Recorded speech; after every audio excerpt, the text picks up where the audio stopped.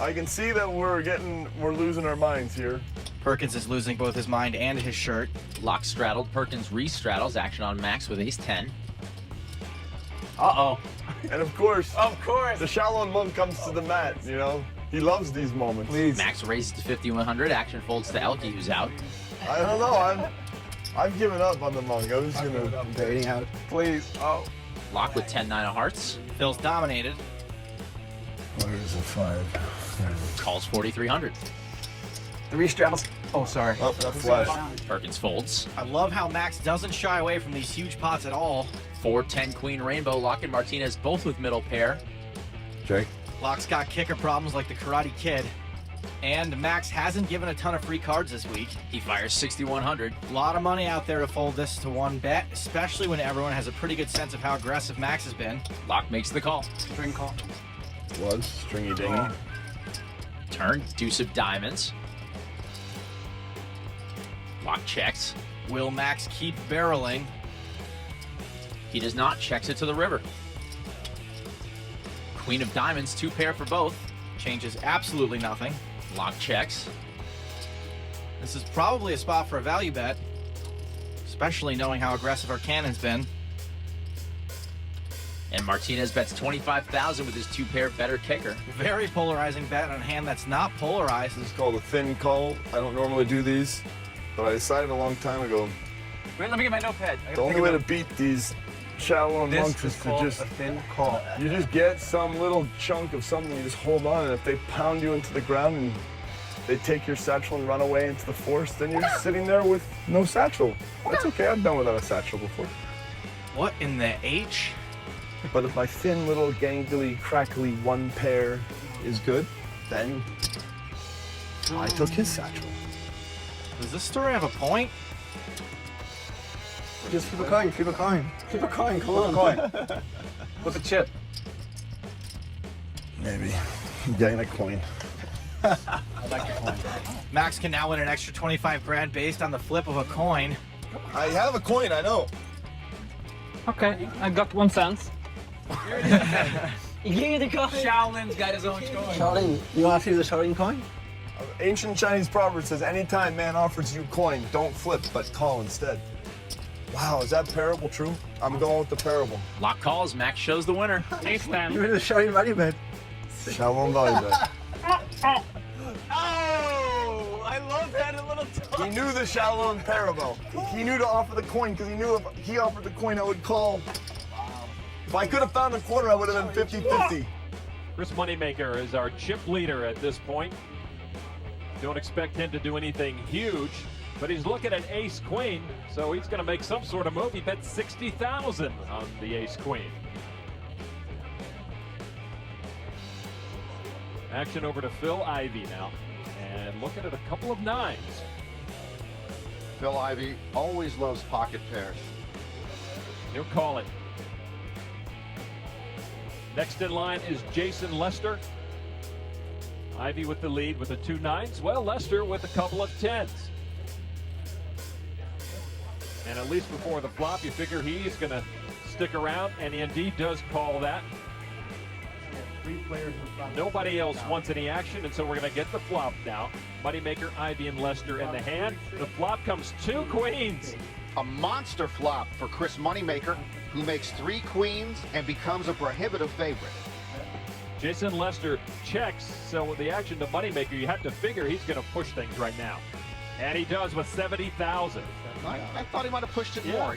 Generally, you make a bigger bet there and you push out the competition. We always like to say better to win a small pot than lose a large pot. He's almost inviting calls right there with the 70,000. A big favorite in the hand. Well, Phil Ivey is indeed going to take that bait, and he'll call it. Yeah, Phil Ivey will call, and I guess for the 70,000 he'll call. He is well behind in the hand, doesn't know it. Jason Lester actually has a better hand than Phil Ivey right now. He decides he's going to stay out of harm's way. He doesn't want to get any trouble at this point. The next person knocked out doesn't make the final table, so Jason Lester. Here comes the turn, and it's a 9, and that gives Phil Ivey a full house. Miracle on 4th Street for Phil Ivey, who now has the full house and the better hand. but nobody knows it here No, except Phil Ivey and there's and no us. reason for Moneymaker to assume that Ivey had the pocket nines. So he's going to bet 200,000. Understandably, he just can't think he has that type of hand to beat him. He's got to believe the three queens are best right now. And Phil Ivey deciding what he's going to do, he's obviously going to play. And if and when he wins this sizable pot, Phil Ivey will put himself in terrific chip position for the final day.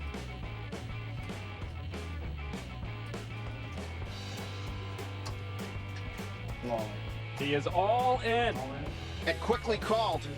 The pot size is 1 million now. Yeah, Moneymaker is disgusted. He never could have assumed the 2 nines in the hole for Phil Ivey. And now he is going to need an ace, a queen, or a 6 on the river to win the hand, which would knock out Phil Ivey. Moneymaker's looking for an ace on the river. Another queen. Here we go. This is one more card. It's an ace! An ace! An incredible knockout blow for probably the best player left in the tournament, who's gone down. Oh, amazing. Phil Ivey loses with a full house to a better full house of Chris Moneymaker. Who has now knocked out heavyweights Johnny Chan, Umberto Brenes, and Phil Ivey.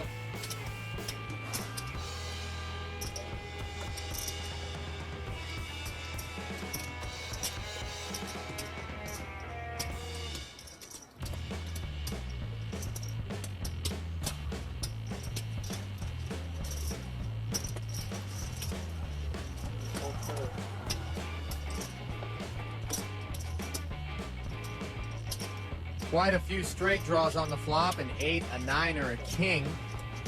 Patrick Antonius has the best hand with a pair of queens.